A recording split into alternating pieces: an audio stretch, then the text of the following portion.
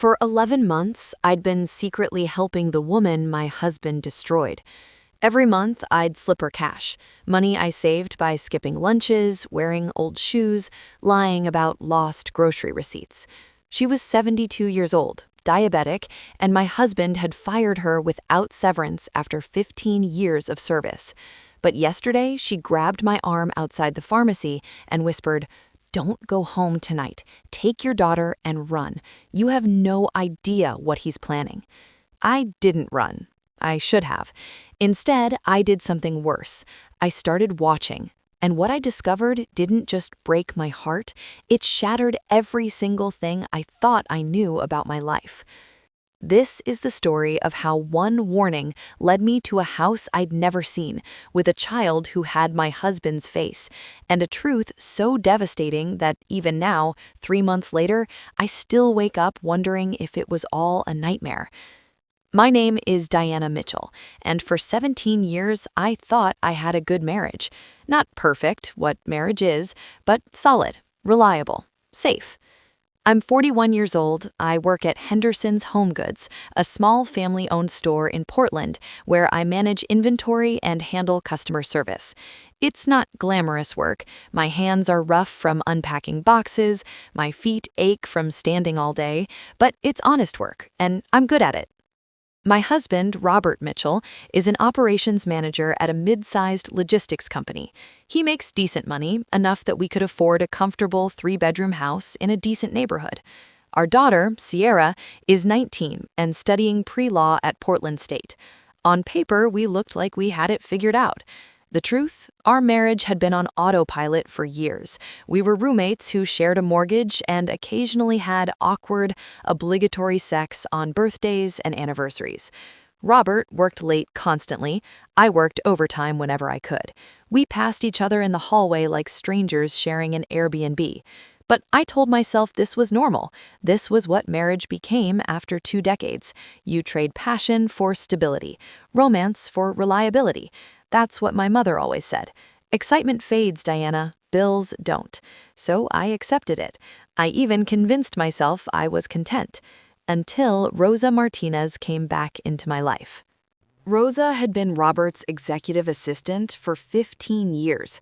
She'd started when he was just a junior manager, and she'd risen with him, organizing his calendar, managing his travel, essentially running his professional life. She was a tiny woman, barely 5 feet tall, with silver hair she wore in a neat bun and reading glasses on a beaded chain. She reminded me of everyone's favorite grandmother, warm, efficient, unflappable. Then one day, about a year ago, Robert came home in a rage. "I had to let Rosa go," he announced, throwing his briefcase on the kitchen counter with such force that it knocked over my coffee mug. "What? Why?" I was shocked. Rosa was practically family. She'd attended Sierra's graduation party.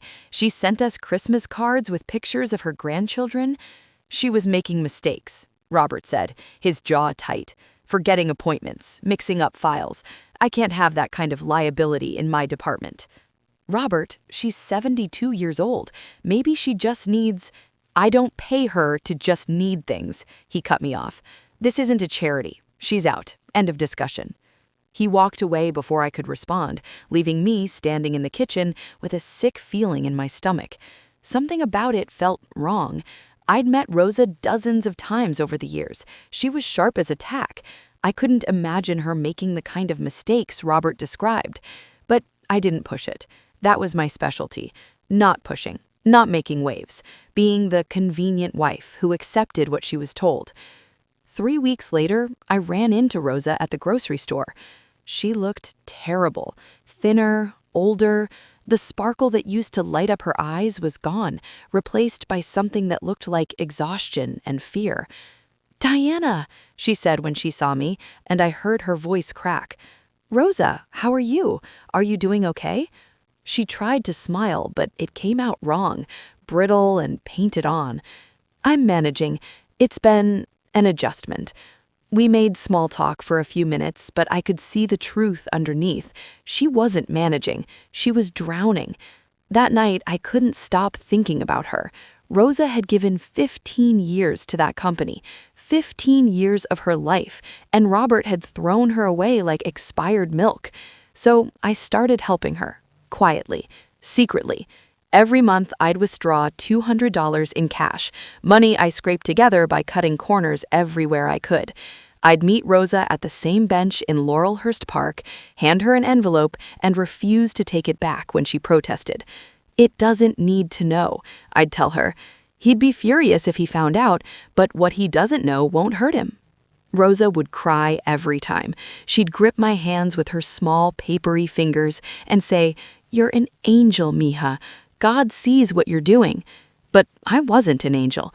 I was just trying to fix a small piece of the cruelty my husband had inflicted. If I'd known what Rosa was actually protecting me from, I would have asked more questions. I would have demanded to know why she sometimes looked at me with such profound sadness, like she was mourning someone who wasn't dead yet. It happened on a Tuesday afternoon. I'd just left the pharmacy after picking up my blood pressure medication, a recent addition to my daily routine thanks to the stress I'd been carrying. I was walking to my car when I heard a voice behind me. "Diana." I turned. Rosa was standing by the brick wall of the pharmacy, partially hidden in the shadows. She looked terrible, worse than I'd ever seen her. Her face was pale, her hands trembling. "Rosa, what are you doing here? Are you okay?" She stepped forward and grabbed my arm. Her grip was surprisingly strong for such a frail woman. "Diana, listen to me," she whispered urgently, her eyes darting around the parking lot as if checking for surveillance. "Don't go home tonight. Take Sierra and go to a hotel. Use cash. Don't tell Robert where you are." My heart started pounding. "What? Rosa, what are you talking about?" "He's planning something," she said, her voice shaking. "I don't know exactly what, but I've seen the paperwork, legal documents, transfer of assets. He's been meeting with lawyers for months, Diana. Something bad is coming, and you need to protect yourself." "Robert? Meeting with lawyers? About what?" Rosa's eyes filled with tears. "I tried to warn you so many times. All those months when you were helping me, I wanted to tell you, but I was afraid he'd hurt me, afraid he'd hurt you." "Tell me what? Rosa, you're scaring me." She took a deep breath, and I saw her whole body trembling. "Tomorrow morning, don't go to work. At 9:15 a.m., there's a bus to Riverside, the Route 47. Take it, sit in the back, watch." "Watch what? Rosa, I don't understand." "You'll understand when you see who gets off that bus, and when you see where they go. You'll understand everything." Before I could respond, she released my arm and hurried away, disappearing into the afternoon crowd like a ghost. I stood there in the pharmacy parking lot, my prescription bag clutched in one hand, my heart hammering in my chest. Rosa's words echoed in my mind. "Don't go home tonight. Take Sierra and run." But I didn't run. I went home, I cooked dinner, I asked Robert about his day. He said, "Fine," without looking up from his phone. I went to bed beside a man who suddenly felt like a complete stranger. And the next morning, I did exactly what Rosa told me to do. I lied to Robert for the first time in 17 years of marriage. "Sierra's not feeling well," I told Robert at breakfast. "Stomach flu. I'm going to work from home today to keep an eye on her." Robert barely glanced up from his laptop. "Fine, I'll be late tonight, board meeting."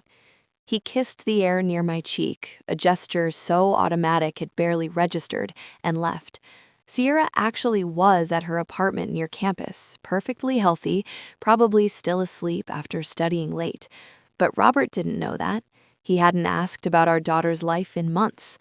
I waited until his car disappeared down the street, then grabbed my jacket and headed to the bus stop. The Route 47 to Riverside was a bus I'd never taken before. Riverside was a small town about 30 miles outside Portland, middle class, quiet, the kind of place where young families bought their first homes. I boarded at 9:10 a.m. and took a seat in the back, just like Rosa had instructed. My hands were shaking. I didn't know what I was looking for. I didn't know what I was going to find. The bus was maybe a third full, a few elderly passengers, a young man with headphones, a mother with two small children. And then, at the third stop, she got on. A woman, mid-30s, blonde hair pulled back in a ponytail, wearing yoga pants and a fitted jacket, carrying a leather tote bag. Pretty in that effortless way that comes from having time for facials and regular salon visits. She had a child with her, a little girl, maybe 7 years old, with light brown hair in 2 braids and a pink backpack covered in butterfly stickers. They sat 3 rows ahead of me. The woman pulled out her phone, the little girl took out a coloring book, and then the girl turned around, kneeling on her seat to look at the other passengers with childish curiosity. She looked directly at me, and the world stopped. I'm not exaggerating. Time actually seemed to freeze as my brain tried to process what I was seeing. The girl had Robert's face. Not similar, not reminiscent. She had his exact face, his deep-set brown eyes, his distinctive eyebrows that arched slightly in the middle, his mouth with the fuller bottom lip, even the tiny mole just below his left ear. She could have been Sierra's sister. She could have been my daughter. My vision tunneled. I gripped the seat in front of me, trying to breathe, trying to think. The bus continued to Riverside. I sat frozen, unable to move, unable to think, unable to do anything except stare at this woman and this child who shouldn't exist. They got off at a stop in a residential neighborhood. Nice houses, neat lawns. The kind of neighborhood where people had swing sets in their backyards and knew their neighbors' names. I got off too, staying far enough behind that they wouldn't notice me following. I felt insane. I felt like a stalker, but I couldn't stop. I had to know.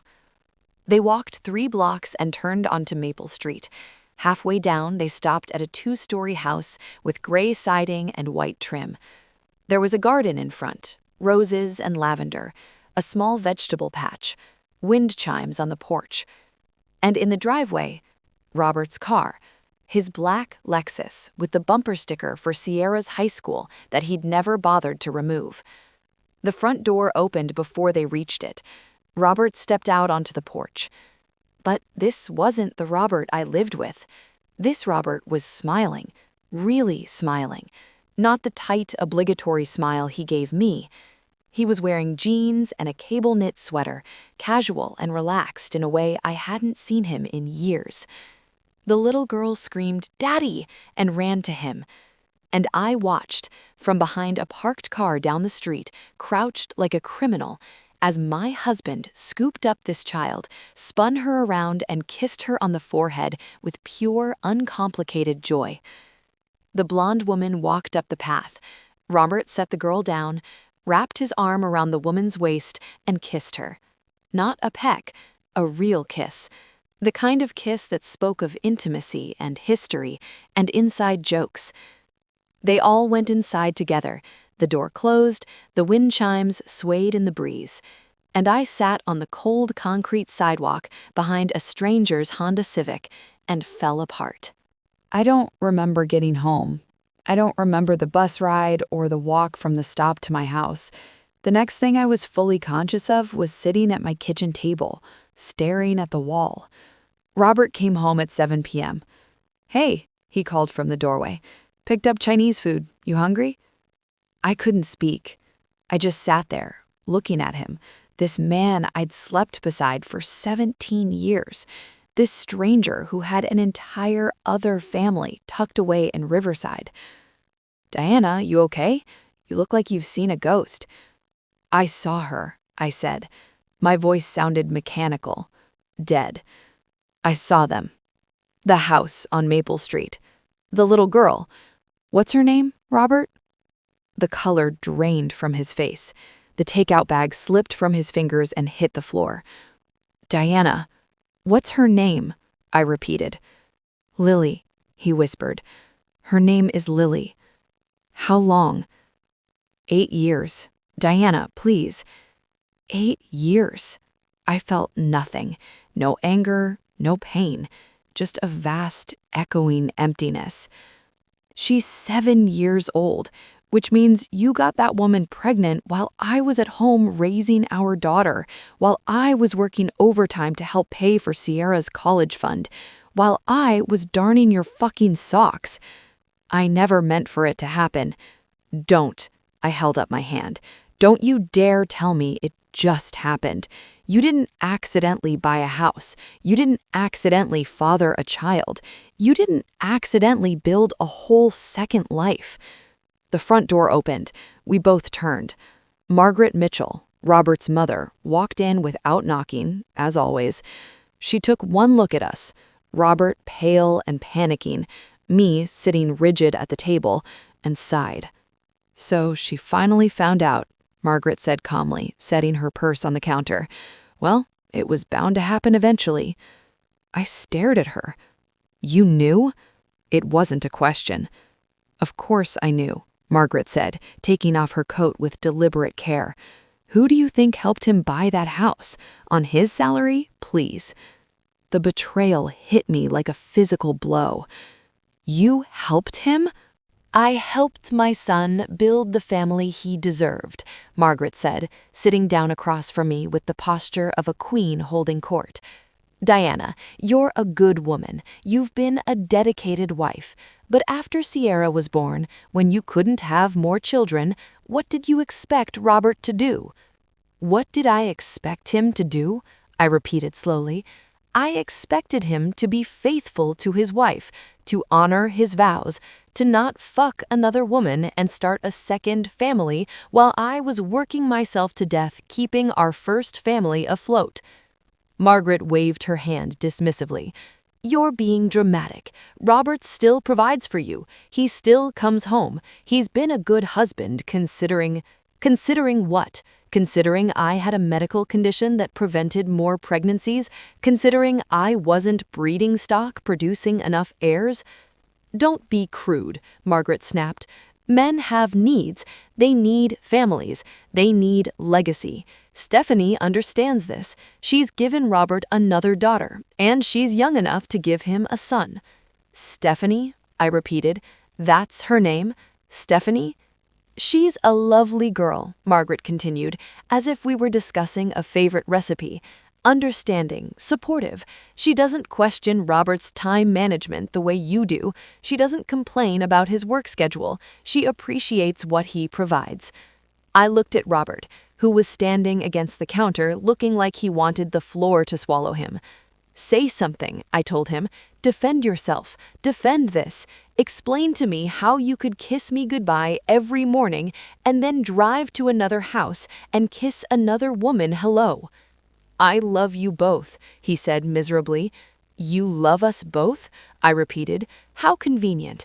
Do you know what I've been doing, Robert? For the past 11 months, I've been giving money to Rosa Martinez, money I saved by wearing shoes with holes in them, money I saved by skipping lunches and making excuses, $200 a month to the woman you fired without severance after 15 years.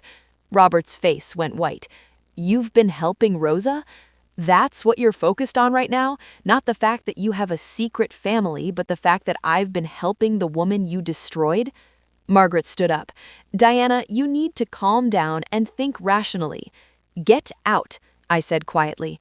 Excuse me? Get out, I screamed, and Margaret actually flinched. Get out of my house, both of you. Get the fuck out of my house right now. After they left, Robert to a hotel, Margaret to her condo in self-righteous fury, I did something I should have done years ago. I started making phone calls. First, I called my sister, Lauren. She lived in Seattle with her wife and their 2 kids. We'd grown distant over the years, mostly because Robert always made excuses why we couldn't visit. Diana, everything okay? It's almost midnight. Lauren, did you know about Robert? Silence. Long, guilty silence. Oh, God, I whispered. You knew. Di, I saw him once, 3 years ago when I was in Portland for that conference. He was at a restaurant with a blonde woman and a little girl. I asked him about it, and he said it was a colleague and her daughter. I wanted to tell you, but... But what? But you seemed happy, Lauren said miserably. You never complained. You always said everything was fine. I thought maybe I was wrong. Maybe it was innocent. I'm so sorry, Diana. I should have said something. I hung up and called my best friend from work, Teresa. Teresa, I need to ask you something, and I need you to be honest with me. Of course, what's wrong? Did you know Robert had another family? Pause. Another damning pause. There were rumors, Teresa admitted finally. Someone from his company shops at Henderson's sometimes. They mentioned seeing him in Riverside with a woman and a kid. But I didn't want to be the one to tell you. What if it was just gossip? What if I destroyed your marriage over nothing? I called 4 more people. Robert's coworker's wife, our neighbor, Sierra's godmother, my old college roommate. Every single one of them knew, or suspected, or had heard something. And not one of them had told me. I was the last person to know about my own husband's double life. I was the fool everyone pitied at dinner parties, the clueless wife everyone gossiped about in whispered conversations. Poor Diana, she has no idea. Should we tell her? No, it would destroy her. Better to let her stay ignorant. I sat on my living room floor at 2 a.m., surrounded by the life I thought I had, and realized it had all been a performance, a carefully constructed lie that everyone around me had agreed to maintain. The next morning, I called Rosa. Diana, she answered on the first ring. Did you take the bus? I took the bus. I saw them. I saw everything. My voice cracked. Rosa, why didn't you just tell me? Why make me find out like that? Because you wouldn't have believed me, Rosa said gently. If I just told you, you would have defended him, made excuses, convinced yourself I was lying. You had to see it with your own eyes. She was right. I knew she was right. Why did Robert really fire you? I asked. Rosa sighed. I found out about Lily. I saw the insurance forms. Robert had added her to his policy as a dependent. I confronted him, told him he needed to tell you before you found out another way. He said he would, but he didn't. And when I brought it up again, he panicked, called me unreliable, forced me out before I could tell you. You protected me all this time, even after he destroyed your career? You were always kind to me, Diana. You remembered my grandchildren's names. You asked about my health. You treated me like a person, not just an assistant. When you started helping me after Robert fired me, I knew I owed you the truth, but I had to wait for the right moment. How did you know something was happening? The legal documents you mentioned? I have friends who still work at that company, Rosa said. One of them saw paperwork on Robert's desk, divorce papers, life insurance changes. He was planning to leave you, Diana, but he was waiting, probably until Sierra graduated, and he could claim he'd done his duty as a father. My hands started shaking. He was going to divorce me and make sure you got as little as possible in the settlement. That's why Margaret helped him buy that house in Stephanie's name. That's why he's been moving assets. He's been preparing for this for years. I had to tell Sierra. She came over that afternoon and I told her everything. I watched my 19-year-old daughter's face go from confusion to disbelief to devastation to rage. He has another daughter? Sierra whispered. I have a sister? Half-sister. Her name is Lily. She's 7. 7? Sierra did the math in her head, and I saw the moment she realized. He was cheating on you when I was 11 years old? When you were helping me with my science fair project and driving me to soccer practice, he was... Yeah.